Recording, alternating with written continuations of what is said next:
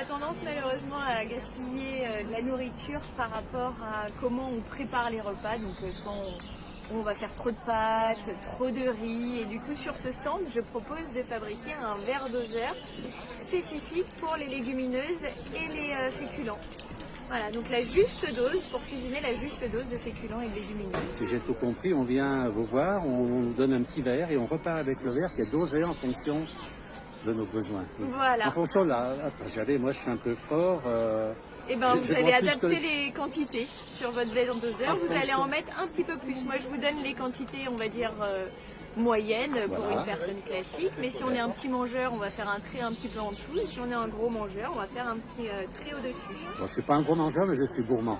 Ah. Et alors, Béatrice est en train de préparer son verre. Faites-nous un petit peu, Béatrice, ce que vous avez fait. Alors là, je vois qu'il y a des inscriptions. Donc chaque inscription correspond à un niveau de quantité en fonction, je vois qu'il y a lentilles, semoule.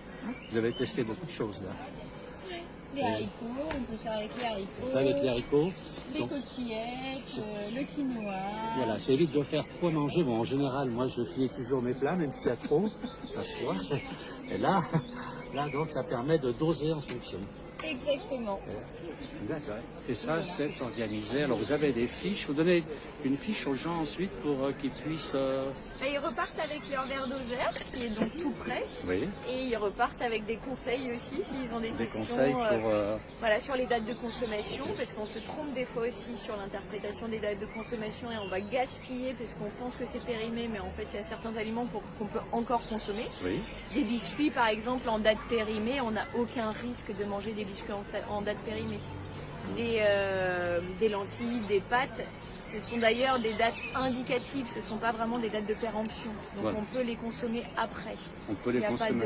Il n'y a pas de risque. C'est vraiment sur la viande, le laitage, les poissons, on va faire attention de bien respecter les dates. Donc sur ce stand, on est justement sur tout ce qui est... je vais donner des conseils pour éviter de gaspiller. C'est formidable. Qu'est-ce que Béatrice en pense de tout ça? Alors, je suis contente parce que je vais repartir de chez moi avec un joli petit gobelet. Voilà. Et ça me facilitera. Vous allez suivre les consignes? Ah oui. Les indications? Parce qu'en général, dans la vie de tous les jours, je fais trop de riz. J'en mange pendant 3 jours. Oui, c'est un peu ce que je fais aussi. Donc voilà. Donc là, vous avez... Et c'est valable pour tous les aliments finalement. Là, vous faites là, vous faites avec les pâtes, des pois chiches, toutes sortes de pâtes, du riz, du risotto, des lentilles. Les creusets, en fait, vu qu'ils n'ont pas tous la même forme et puis pas tous la même capacité d'absorption, et ben donc c'est pas les mêmes volumes qu'on va mettre dans la casserole. Ce serait trop simple si on disait voilà, pour tous les légumes secs, c'est cette dose-là pour une personne. Et ben non. Pour des grosses pâtes comme celle-là, on va même dépasser le gobelet. On va être vraiment sur une dose très parce que c'est volumineux. Et là, vous pesez chaque fois, donc vous avez une fiche qui permet de déterminer en fonction de chaque aliment. Écoutez, Mélanie et Béatrice, merci beaucoup. Bonne continuation, merci. Merci.